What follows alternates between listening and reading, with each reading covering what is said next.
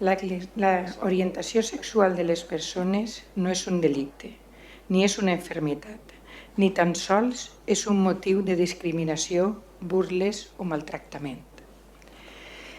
He presentat aquest escrit per commemorar el dia 17 de maig, Dia Internacional contra la LGTBI-fòbia.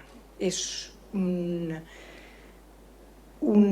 dia en el que se fa visible la lesbofòbia, homofòbia, bifòbia, transfòbia, és a dir, la LGTBI-fòbia. És complicat, pareix complicat, però és així. Per què se tria aquest dia? Se tria el dia 17 de maig perquè aquest va ser el dia, avui fa 31 anys, que se va eliminar la homosexualitat de la llista d'enfermetats mentals per l'Organització Mundial de la Salut, que fa relativament res. Per tant, és un dia per a lluitar i visibilitzar les discriminacions que pateixen i continuen patint el col·lectiu LGTBI. Segons el Ministeri de l'Interior, la xifra de delictes d'odi contra aquest col·lectiu en l'any 2019, que és l'última, que és la que està vigent encara, ascendeix a 1.706 delictes d'odi, de vejacions, de pallisses i de sancions administratives. Això suposa un augment del 6,8% respecte al 2018. La igualtat formal de les persones LGTBI està garantida per llei, de la llei del 23 del 2018 del 29 de novembre i de la Generalitat Valenciana, d'igualtat de les persones de l'LGTBI. No obstant això, les dades demostren que encara podem millorar-la. Hem de continuar treballant des de l'Ajuntament per garantir perquè suposa la defensa dels seus drets. Enguany, desgraciadament, la pandèmia també ha afectat a aquest col·lectiu de manera sobrecarregada. Ha deixat a les persones en moltíssima soledat, han tingut problemes de feina, han tingut problemes añadits a tots els que han tingut la resta de la població. L'actual tramitació de la Llei d'Igualtat de Tractes i No Discriminació ofereix un nou i important abast normatiu i vindrà eines concretes per a treballar i per previndre les discriminacions cap a les persones LGTBI. El nostre país va ser el pioner en aprovar la Llei de Matrimoni Igualitari en 2005. Va significar que la nostra societat i ens va fer referent a nivell internacional. Som conscients que per aconseguir un dret, en molts casos, que aconseguim un dret i això no consolida en la societat aquest dret. Tenim que seguir peleant i peleant. El tenim en les dones, el tenim en els xiquets, el tenim ara que estem parlant de les persones LGTBI.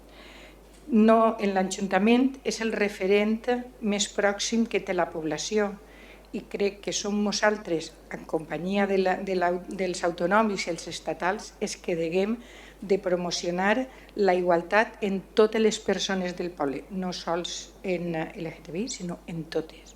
I com podem fer-ho?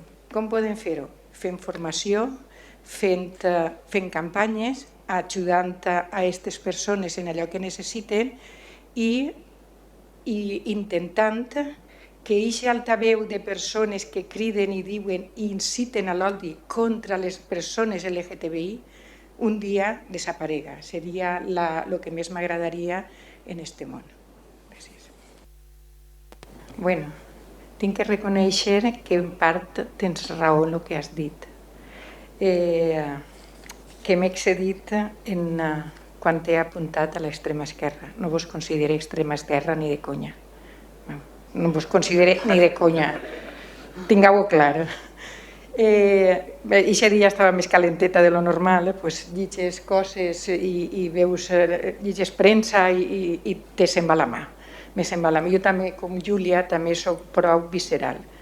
I realment demano disculpes perquè en la meva argumentació no ho he dit. he dit persones que xillen i gasten l'expressió, la llibertat d'expressió per crear odi. Si ja més tranquil·la ho haurà ficat així d'això i demane disculpes. La veritat és que les demane. Jo he presentat aquesta moció perquè pense que aquestes persones hi ha que fer visible aquestes agressions que pateixen per enamorar-se de qui s'enamoren i de viure en qui viuen. Això no ve d'ara, això no ve d'ara. Jo recordo que ma mare sempre me deia: Mante, respecta aquestes persones més que a ningunes, perquè jo no ho vaig fer, no vaig defensar a un amic meu i quasi el mataren. Un amic seu que era homosexual, que tot el món li deia Carmencita, i no el va defensar. I s'ha arrepentit tota la seva vida. I ella va ser una de les coses que me va inculcar moltíssim de que aquestes persones, especialment, cada dia que n'hi hagi una discriminació i la detectem, presentaré una moció, si és al poble gitano, al poble gitano, si és a les persones majors, a les persones majors. Però per qui s'enamoren, també es tenen que pegar de què s'enamoren, és que no ho trobo lògic. No és lògic, no té sentit que les persones mos odiem per qui som o com mos vestim o a quin Nostre Senyor resem. Ixa és la intenció, fer-los visibles i que no torni a passar. Gràcies.